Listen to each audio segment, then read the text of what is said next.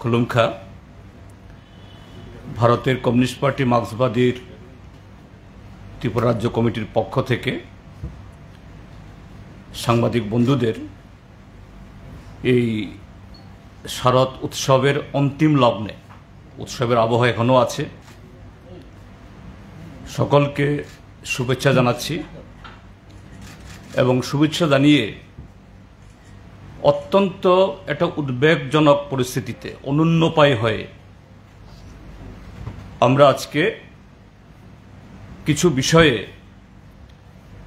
যে সমস্ত কারণে আজকে ত্রিপুরাজ্যের ৪২ লক্ষ মানুষ অতিষ্ঠ, সে বিষয়গুলো অবতারণা করতে বাধ্য হচ্ছি এবং তার উপরে ভিত্তি করে আমরা কিছু কর্মসূচি গ্রহণ করতে চাইছি আপনাদের মাধ্যমে সারা ত্রিপুরাজ্য জনগণের কাছে।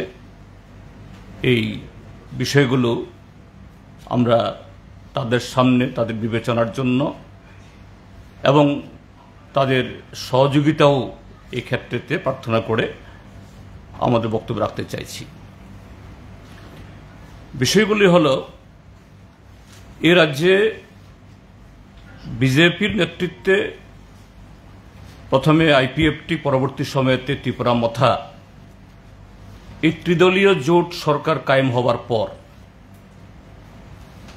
যাচ্ছে দিন সুশাসন মডেল ত্রিপুরা গড়ার নামে এ রাজ্যের শুধু অর্থনীতি না, সামাজিক, সাংস্কৃতিক এবং রাজনৈতিকও যা কিছু এ রাজ্যের ইতিবাচক বা বিগত ৭.৫ দশকে গড়ে উঠেছিল, সারা দেশের মধ্যে অনন্য হিসাবে তা স্বীকৃতি পেয়েছিল, আজকে সেগুলোকে সব পেছনের দিকে ঠেলা দেওয়া হচ্ছে। একটা অরাজক পরিস্থিতি ত্রিপুরাজ্যে তৈরি হয়েছে। আমি ৭.৫ বছরে ফিরে যেতে চাইছি না, যে অর্থনৈতিক যখন সব দিক থেকে তার একটা বেসামাল বা ভেঙে পড়ে, তার সাথে সামাজিক শৃঙ্খলা, রাজনৈতিক শৃঙ্খলা সবগুলো যদি একদম চুরমার হয়ে যায়, তার বহুমুখী অবক্ষয় সমাজ জীবনে প্রতিদিন প্রতিনিয়ত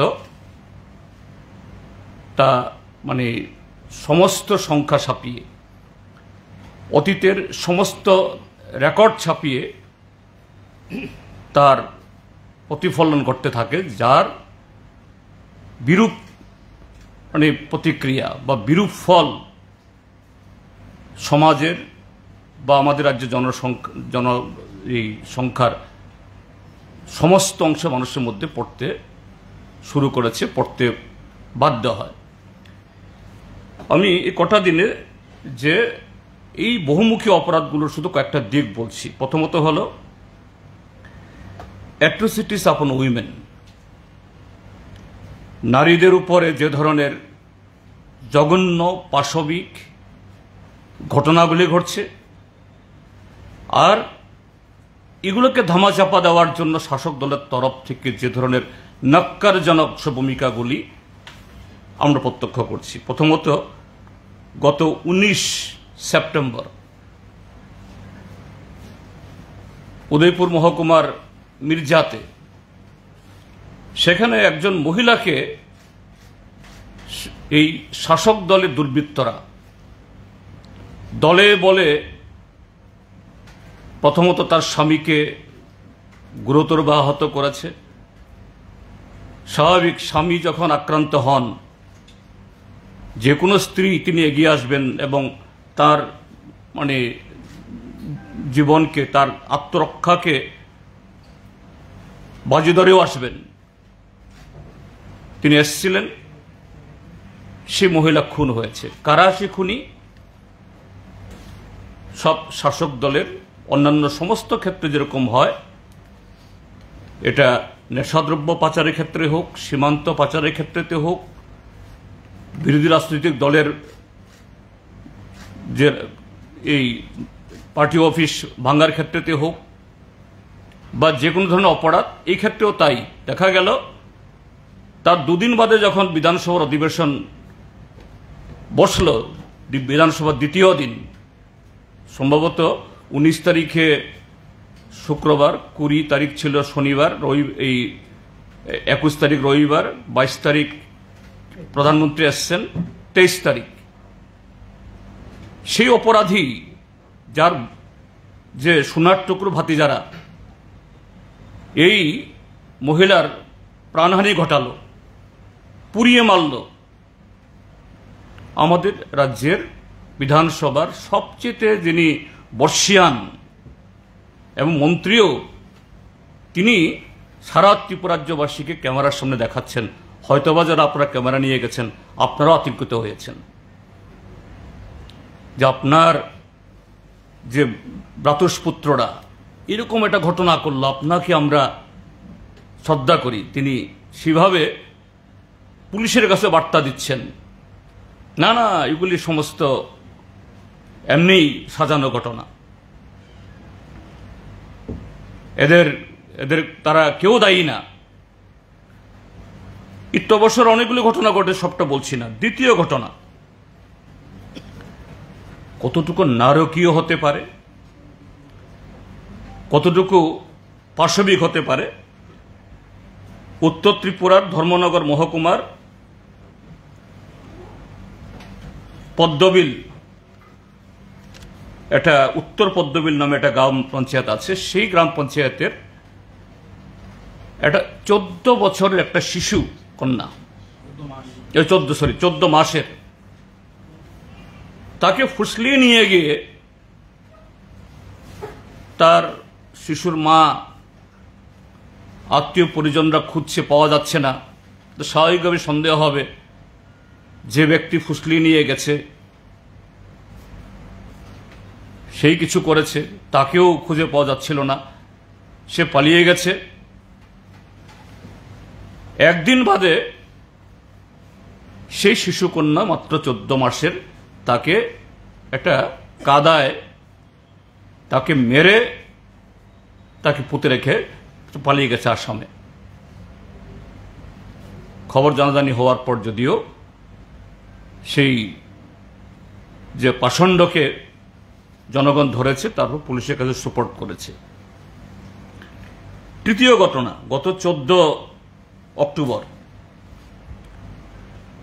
একজন 72 বছরের মহিলা অমরপুর মহকুমার তৈদুতে, তার উপরে বলাৎকার করার পর তাকে খুন করা হয়েছে। হ্যাঁ, এই ঘটনাগুলিতে যারা যুক্ত, জনরোষে, জনগণের চাপে এদের কয়েকজনকে বা ভালো অংশের যারা একিউজ তাদেরকে ধরা হয়েছে। এরকম অন্যান্য ঘটনার ক্ষেত্রেতে গত 7.5 বছরে হয়েছে, কিন্তু কোনো ক্ষেত্রেতেই আমরা দেখি না যারা এরকম অপরাধী তাদের যে দৃষ্টান্তমূলক কোনো শাস্তি হয়েছে, বরঞ্চ বেকসুর খালাস হয়েছে। কেননা তাদের একটাই গুণ, তারা শাসক দলের কেউ কেটা। এদের অনেকেরই ছবি রাজ্যের মাননীয় মুখ্যমন্ত্রী এবং মন্ত্রী, বিধায়ক, নেতাদের, তাদের সাথে এই সমস্ত দেবতুল্য লোকদেরকে দেখা যায়। স্বাভাবিক, পুলিশের তদন্ত আর এগোয় না। এ সম্পর্কে আমাদের বক্তব্য একসাথে আসছি পড়ে। দ্বিতীয় ঘটনা, আমার মনে হয় স্বাধীন ভারতবর্ষের ইতিহাসে যে এরকম ঘটনা কোথাও হয়েছে যে ত্রিপুরাজ্যের মধ্যে এর আগের মুখ্যমন্ত্রী বিপ্লব কুমার দেব মহোদয়, তার সময় থেকে স্লোগান তিনি এই মানে কি এটাকে চাওর করে দিয়ে গেছেন, নেশামুক্ত ত্রিপুরা করবেন। তার উত্তরসূরি বর্তমান মাননীয় মুখ্যমন্ত্রী ডক্টর মানিক সাহ প্রায় প্রতিদিন বলেন। কেউ জিজ্ঞেস করলেও বলেন, না জিজ্ঞেস করলেও বলেন নেশামুক্ত ত্রিপুরা, উজ্জ্বল ত্রিপুরা, কত রকমের। কিন্তু একই সাথে দেখা যায় বিধানসভাতে অবধি প্রশ্ন উত্তর এসছে লিখিতভাবে, দেখা যায় কোনো একটা সময়েতে আমি প্রশ্ন করেছিলাম যে ত্রিপুরা পুলিশকে প্রতিদিন গড়ে নাকি প্রায় ৭৯,০০০ গাঁজা গাছ কাটতে হয়েছে। যে পিরিয়ড আমি দিয়েছিলাম সেই পিরিয়ডে। আর কখনো রেল স্টেশনে, কখনো বাস স্টেশনে, কখনো এই ধর্মনগর থেকে, এই আসাম থেকে ত্রিপুরার যে সমস্ত ট্রাক আসে, গাড়ি আসে বা এখান থেকে যায়, বাইরে থেকেও আসে, ভেতর থেকেও যায়, ত্রিপুরা থেকেও অন্য রাজ্যে যায়। নেশা সামগ্রী সবগুলোর নাম আমি জানিও না, আপনাদের পত্রপত্রিকাতে উঠে সেখান থেকে আমরা একটু কতগুলো শব্দ মোটামুটিভাবে একটু মুখস্থ হয়ে গেছে, ব্রেনে গেঁথে গেছে। কি ইয়াবা, কেউ বলেন শুকনা, কেউ বলেন তরল, এবং এগুলোর দাম লাখের নিচে কোনোটা, লাখ, কোটি কোটি কোটি, এগুলো হচ্ছে ইতে। এখন গত 16 তারিখে জিরানিয়া রেল স্টেশনে একেবারে 2 ওয়াগন ভর্তি এই নেশাদ্রব্য এসছে। আবার আপনাদের পত্রপত্রিকার মাধ্যমে উঠল, তার 2 দিন বাদে, এই 3 দিন বাদে 19 তারিখে আবারও আরেকটা ওয়াগন এসছে। তাহলে 16 তারিখ প্রথম ঘটনা, আজকে হলো কত তারিখ? 22, 16, 17, 18, 19, 20, 21, 22, সপ্তম দিন হলো। 19 তারিখ আরেকটা এসছে, 19, 20, 21, 22, 4 দিন হলো। ভারতীয় রেলে দেশের যে কোনো প্রান্ত থেকে যদি এরকম কোনো কনসাইনমেন্ট আসে, তার গায়ের উপরে লেভেল থাকে। এখন ডিজিটাল যুগ, সেই সোর্স থেকে যারা প্রেরক তারা যেমন এখানে এই রেলওয়ে হেডেও এবং যারা এখানে রিসিভ করবেন তাদের কাছেও এগুলোর ইনভয়েস পাঠাবে, এবং রেলের ওয়েবসাইটে এগুলো দেওয়া হয়। কিন্তু আমাদের ত্রিপুরা রাজ্যের খুবই দুর্ভাগ্যের সাথে বলতে হয় যে পুলিশ রাষ্ট্রপতি কালার্সে সম্মানিত হয়েছিল, সারা দেশে একটা সময় তার নাম কুড়িয়েছিল, প্রশংসিত হয়েছিল। তাদের অনেকেই এখনো আছেন, রিটায়ার্ড হননি। সেই পুলিশ আজ পর্যন্ত এই 7 দিন হয়ে গেল কোন ট্রান্সপোর্টের নামে বা কোন লজিস্টিক্সের নামে কি পরিমাণ কি কি জিনিস এসছে জনগণকে জানাতে পারলেন, অথচ ওনারা আরো কত কিছু প্রকাশ করে দেন। তো এই ঘটনায় কি প্রমাণিত হয়? এরকম কদিন আগে আগরতলা মিউনিসিপাল কর্পোরেশনের 16 কোটি টাকা উধাও হয়ে গেল। সেরকম কেউ ধরা পড়ল না, একজন শুধু সন্দেহভাজন ইয়েতে ব্যাংকের একজন মহিলা কর্মচারী বোধহয় গ্রেপ্তার হয়েছেন। কিন্তু কারা? তিনি হয়তো যোগ সদস্য আছেন বা নাও থাকতে পারেন, এটা বিচারে প্রমাণিত হবে। কিন্তু কারা টাকাগুলি নিয়ে গেছেন? সেই কর্মচারী হয়তো সহযোগিতা করেছেন, কিন্তু কারা টাকা তুলেছেন পুলিশ হদিশ করতে পারছে না।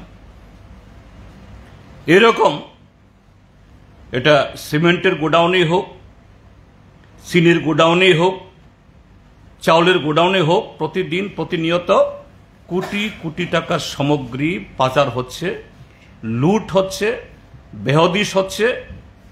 এবং এতে লাভবান কারা হচ্ছেন? তৃতীয় যে ঘটনায় বলছি, যে এক শ্রেণীর মানুষ, তারা আগে প্রবাদ ছিল আঙ্গুল ফুলে কলা গাছ এখন আঙ্গুল ফুলে হিমালয় হয়ে যাচ্ছে। এবং গর্বের সাথে বুক ঠুকে একজন মন্ত্রী মহোদয় বলছেন যে আমরা তো এগুলা নিয়ে থাকি কন্ট্রাক্টরদের কাছ থেকে, সাপ্লাইয়ারদের কাছ থেকে, বেনিফিশিয়ারিদের কাছ থেকে। এটা ওপেন সিক্রেট, এটা ওপেন সিক্রেট। এটা কি? এটা আমাদের প্রাপ্য, আমাদের অধিকার। এবং তাদের শুধু সেই সমস্ত নেতা মন্ত্রীরা না, তাদের সাঙ্গপাঙ্গ এবং শাসক দলের মধ্যে এরকম আরো কিছু লোক আছেন, সংখ্যায় খুব বেশি না। 18-র পর শুরুতে বহু যুবককে আকৃষ্ট করেছিলেন, এদেরকে বাইক বাহিনীতে যোগদান করিয়ে তাদের দিয়ে বহু অপরাধ করিয়েছেন। এখন সে সংখ্যা কমে গেছে, এরা চিনে ফেলেছে। কিন্তু অল্প সংখ্যক সংবিধান বহির্ভূত সাংঘাতিক ক্ষমতাবান কিছু লোক, তারা পিডব্লিউডি অফিস কন্ট্রোল করে, তারা রেলওয়ে স্টেশন কন্ট্রোল করে, তারা থানা কন্ট্রোল করে, তারা ব্লক কন্ট্রোল করে, তারা আরো অনেক গুরুত্বপূর্ণ অফিস কন্ট্রোল করে। এবং এদের বক্তব্যের মধ্য দিয়েই এই যে অপশক্তি, সংবিধান বহির্ভূত শক্তি ভাবে জনগণের টাকা যে লুট করে নিয়ে যাচ্ছে, এটা প্রমাণিত হয়। এক সাংসদ তিনি বলছেন 22,500 কোটি টাকা এনেছি, বারবার বলছেন 22,500। ত্রিপুরা যে এমন রাস্তা হবে 15-20 বছর কোনো মেরামতি লাগবে না। এখন হাইওয়ে, স্টেট হাইওয়ে, রুরালওয়ে সব জায়গাতে খানাখন্দ। এই আপনারা লিখেছেন পত্রিকা, কোন ইয়েতেও জানি, গন্ডাছড়া মহকুমাতে না কোন মহকুমাতে জানি, একজন দরিদ্র জুমিয়াকে ভালুকে কামড়িয়েছে। খবর পাওয়ার পর অ্যাম্বুলেন্স গেছে, অ্যাম্বুলেন্স ঢুকতে পারেনি। হাইওয়ের এই অবস্থা খারাপ, তো গ্রামের অবস্থা তো কি হবে? কিন্তু টাকা তো আসছে। এই টাকা কোথায় যাচ্ছে? এই টাকায় 2তলা, 3তলা, 4তলা বাড়ি, শহরের নামে বেনামে ফ্ল্যাট, বহু জায়গাতে প্লট, এবং পেট্রোল পাম্প। আর এগুলো হলো দেখা, অদেখা তো কত জানি না, আমাদের সে চোখ নেইও। তো আবার এগুলি সম্পর্কে যখন জনগণ অভিযোগ করে, শুধু আমরা না, এখন ত্রিপুরাজ্যের মধ্যে একটা যুগ শুরু হয়েছে, social media influencer, content creator. এবং ঘটনাচক্রে এই social media influencer, content creator ত্রিপুরাজ্যের মধ্যে তৈরি হয়েছে এই 17-18 সাল বা 18-র আগে ভারতীয় জনতা পার্টি এখানে তাদের কাজকর্ম শুরু হওয়ার পর। স্বাভাবিক, তাদেরকে বহু স্বপ্ন দেখিয়ে এই কাজে যোগদান করেছেন। না, আমি তাদেরকে খারাপ বলবো না। দেশের প্রধানমন্ত্রী, অর্থমন্ত্রী, বড় বড় নেতারা যদি এসে বলেন তোমরা এই কাজটা করো, রাজ্যটাকেও, রাজ্যের উন্নতি হবে, তোমাদের উন্নতি হবে। এখন সেই সোশ্যাল মিডিয়া ইনফ্লুয়েন্সার, কন্টেন্ট ক্রিয়েটাররা এখন কেউ কেউ এখন এগুলো নিয়ে সমালোচনা করছেন, মুখ খুলছেন। তখন তাদের উপরে আক্রমণ নেমে আসছে, এদের বিরুদ্ধে কুৎসা, ট্রলিং। আর আমরা যারা বিরোধী দল, আমাদের তো জনগণের ভাষা বলতেই হবে, হচ্ছেই। কাজেই এই যে চরম একটা নৈরাজ্য সৃষ্টি হয়েছে, আইন শৃঙ্খলার আর কোনো অবশিষ্ট নেই। দুর্নীতি, বেলাগাম, নারী নির্যাতন সীমাহীন, অর্থনীতি সম্পূর্ণ ভঙ্গুর। আর এই অবস্থার মধ্যে সামাজিক অবক্ষয় এমন জায়গায় পৌঁছেছে, কাজে তার বিরুদ্ধে আমরা আগামী 24 তারিখ, এটা আমাদের প্রাথমিক যে এই তিনটা ঘটনাকে বাছাই করে আমরা একটা আন্দোলনে আমরা যাচ্ছি। 24 তারিখ থেকে 31 তারিখ অবধি সারা ত্রিপুরা রাজ্যের মধ্যে আমাদের বিক্ষোভ প্রদর্শন হবে। আমাদের দাবিগুলি হলো যে মিডিয়ার সামনে যে মন্ত্রী মহোদয়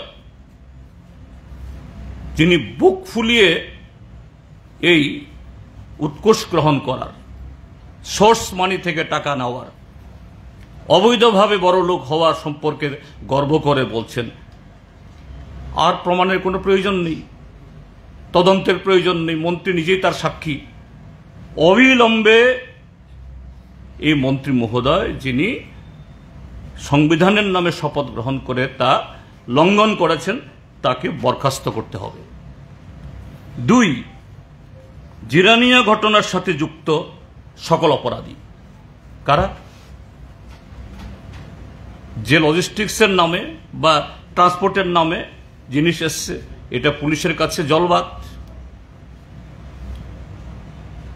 সেখানে এগুলি খোঁজ খবর করতে গিয়ে যে সমস্ত পুলিশ অফিসাররা কোনো ভূমিকা গ্রহণ করছে না তারাও যুক্ত। এবং কান টানলে মাথা আসবে,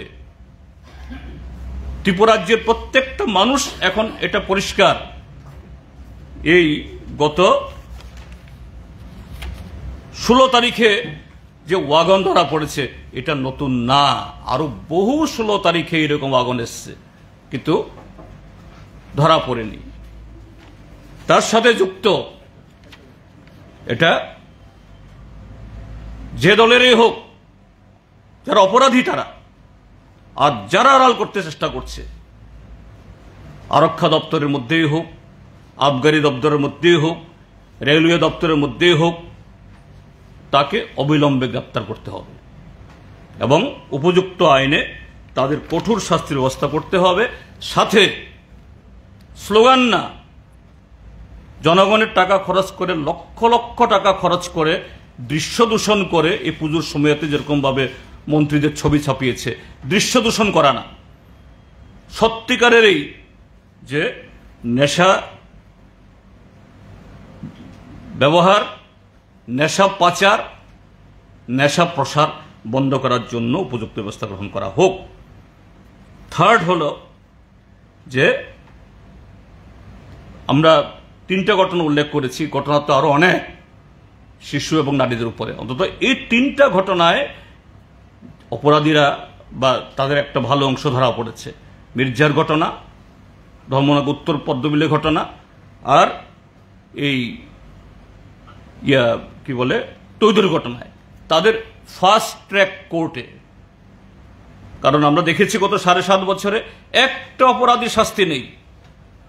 এই যে মোহনপুর আমাদের জিনিয়াস মন্ত্রীর বিধানসভা এলাকাতে একজন কলেজ ছাত্রীকে শুধু তার উপরে মানে যৌন অপরাধ না, তাকে জীবন্ত দগ্ধ করে মেরে ফেলা হলো, একজন আসামি ধরা পড়েনি। এরকম বহু, কাজেই এই 3টি ঘটনায় যে সমস্ত আসামিরা ধরা পড়েছে বা আরো যারা আছে এদেরকে খুঁজে বের করে ফাস্ট ট্র্যাক কোর্ট গঠন করে কঠোর শাস্তি দেওয়ার করতে হবে। আর ওই মা, আমি গেছি সেখানে, অল্প বয়সী মা, বয়স খুব বেশি হলে পরে 19-20 বছর হবে, 14 মাসের শিশুর যে মা, যদিও বিয়ে হয়েছে শিলচরে, এটা কিন্তু ত্রিপুরার মেয়ে। এই মাকে, এই বোনকে অভয়া ফান্ড থেকে এই মহিলাকে সাহায্য করার জন্য, এতে তার মেয়ের যা ক্ষতি হয়েছে এটা ফিরে আসবে না, কিন্তু তারপরেও অন্তত এটা বেঁচে থাকার একটা সামান্য রসদ হলে পাবে, এই ব্যবস্থা গ্রহণ করা হোক। এই হলো মোটামুটিভাবে যে 3টা বিষয়ে আমরা আন্দোলন করতে চাইছি। আগামী 24 তারিখে আগরতলাতে আমরা অবস্থান করব, আর সারা ত্রিপুরা যে 31 তারিখের মধ্যে সব কটা জেলা সদর, মহকুমা সদরে এটা নিয়ে বিক্ষোভ প্রদর্শন করা হবে এই 3 দফা দাবিতে। এরপরে যদি সরকার টনক না নড়ে তারপরের ব্যবস্থা তারপরে হবে, এটা ছাড়া হবে না।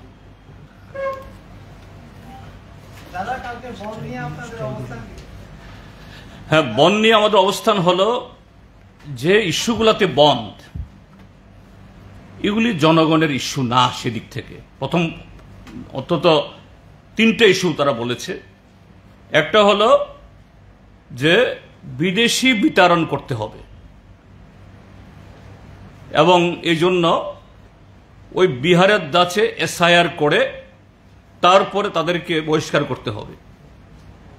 হ্যাঁ, বিদেশি অবৈধভাবে আমাদের দেশের মধ্যে অনুপ্রবেশ ঘটুক, আমাদের কাজের ভাগ, জাগার ভাগ এগুলি দখল করুক, কেউ চায় না। কিন্তু বিদেশি বিতরণ তো এটা কোনো একটা দল, রাজনৈতিক দল, তারা এই দায়িত্ব নিতে পারে। তার দায়িত্ব কার? ভারত সরকারের। আর নির্বাচন কমিশনের যে প্রক্রিয়ার মধ্য দিয়ে এটা কখনোই হয় না। বিহারটা তো রাজনৈতিক উদ্দেশ্যে করেছে। একটা ইস্যু। দ্বিতীয় ইস্যু, তারা বলেছে যে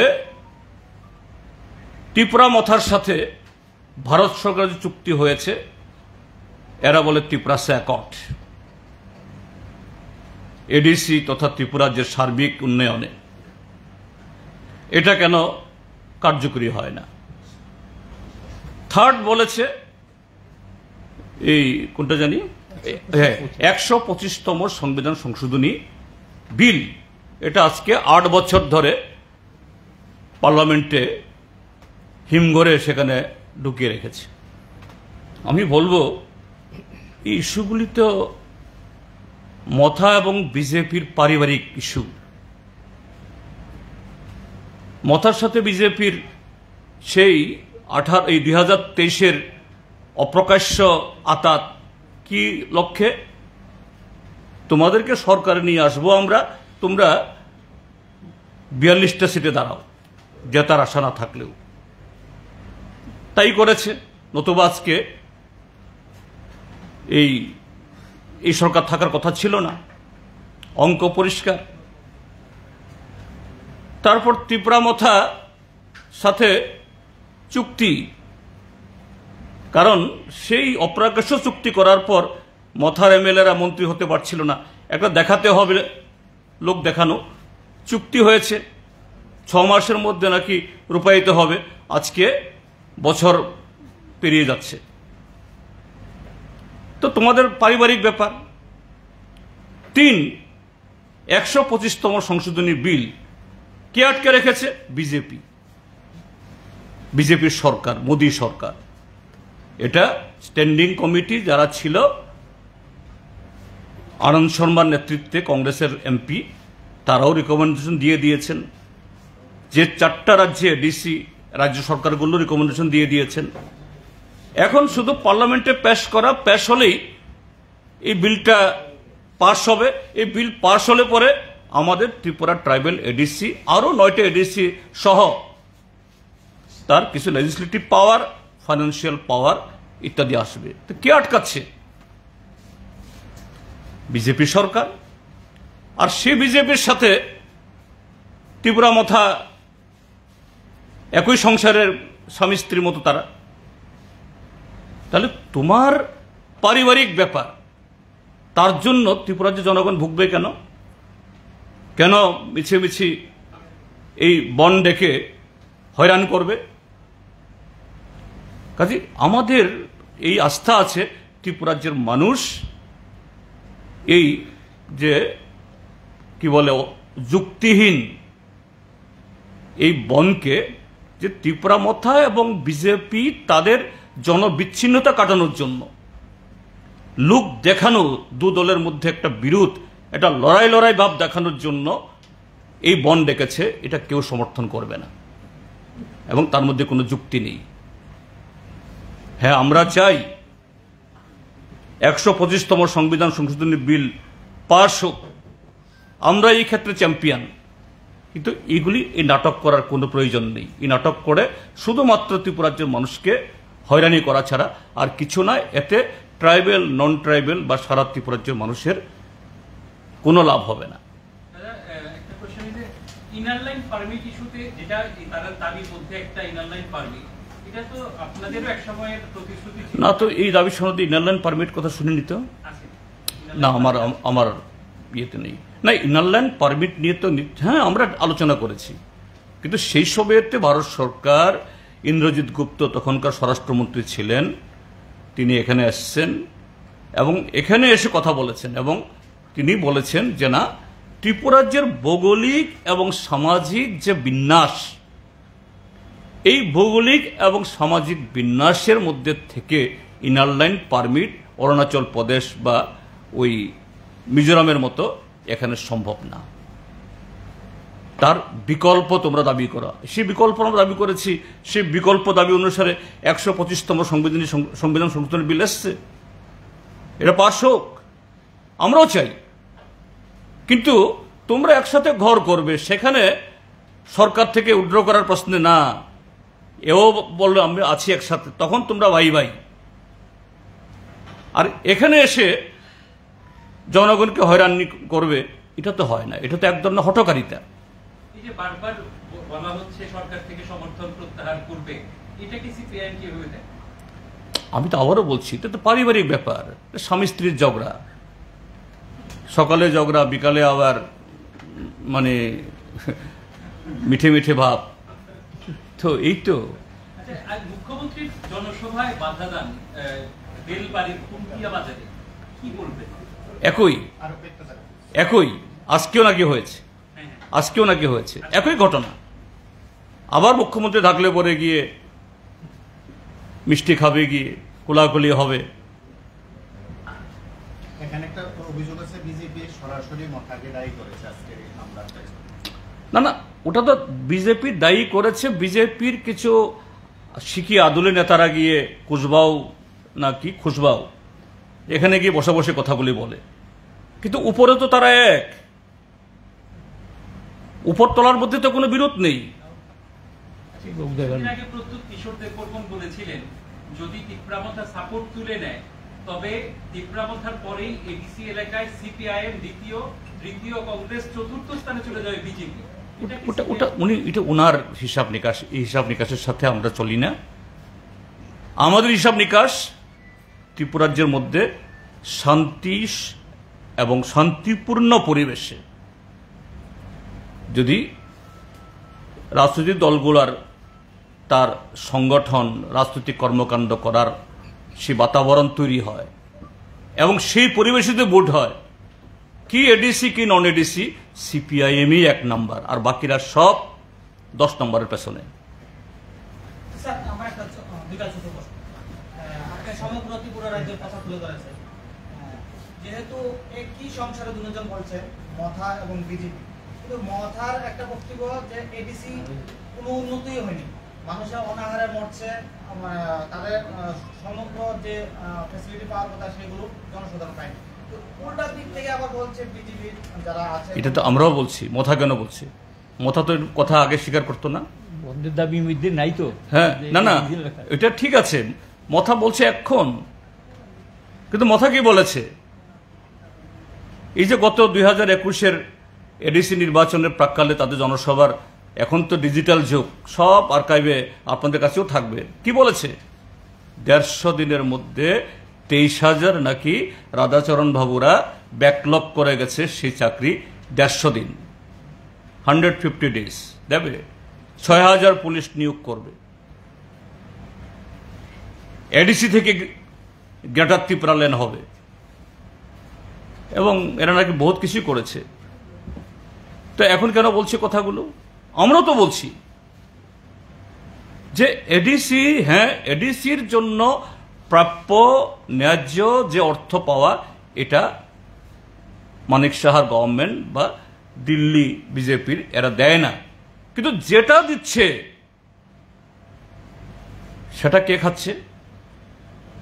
সব তাদের ইএম, এবং সেখানেও সংবিধান বহির্ভূত লোক, সাবজোনাল জোনালে chairman, deputy chairman, vice chairman, assistant chairman, additional chairman, এদের বাসুহারা সরকারিভাবে 10-12 হাজার, আর বেসরকারিভাবে তো, এবং প্রত্যেকের গাড়ির সামনে 22-23 লাখ টাকা দামের গাড়ি, বিরাট বিরাট সাইনবোর্ড লাগানো, additional chairman, vice chairman, deputy chairman.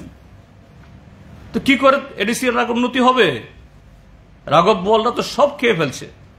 এডিসির কর্মচারী যারা পেনশনে যাচ্ছে তারা পেনশনের বেনিফিট গুলো পাচ্ছে না, তাই তো। হ্যাঁ, এই বিষয়ে কি কেন এমন হচ্ছে? তাই যে বরাদ্দ সেখানে যাচ্ছে বেতন ভাতা খাতে, কেননা ডেভেলপমেন্টের কাজ হয়তোবা হয় না, সেই ফান্ড নেই, কিন্তু কর্মচারীদের বেতন ভাতা তার সাথে হলো পেনশন, এটা কিন্তু কমিটেড এক্সপেন্ডিচার। এডিসি বা নন এডিসি বা সরকার এই ক্ষেত্রেতে বঞ্চিত হওয়ার কথা না, কিন্তু বর্তমান এই ত্রিপুরামথা পরিচালিত এডিসি এরা আইন কানুন নিয়ম শৃঙ্খলা মানতে প্রস্তুত না, ওইগুলোর সমস্ত লুট করে খেয়ে যাচ্ছে। কিন্তু রাজ্য সরকার তার ট্রাইবাল ওয়েলফেয়ার ডিপার্টমেন্ট এই যে এডিসির যে এই হিমালয় সম এর দুর্নীতি, এটা নিয়ে কোনো ব্যবস্থা গ্রহণ করার, যে সমস্ত আধিকারিকরা এই রাজনৈতিক নেতৃত্বের অঙ্গুলি হেলন এগুলো করছে, এদেরকে সাসপেন্ড করা, বুক করা, কিছুতে হচ্ছে না। কারণ দুই দলেরই কম্পিটিশন, তোমরা এডিসি লুট করে খাও, আমরা রাজ্য সরকার লুট করে খাই, কাজে তোমরা তোমাদের মতো থাকো, আমরা আমাদের মতো থাকি, দুটোর মধ্যে এই কম্পিটিশন চলছে ত্রিপুরা রাজ্যের মধ্যে।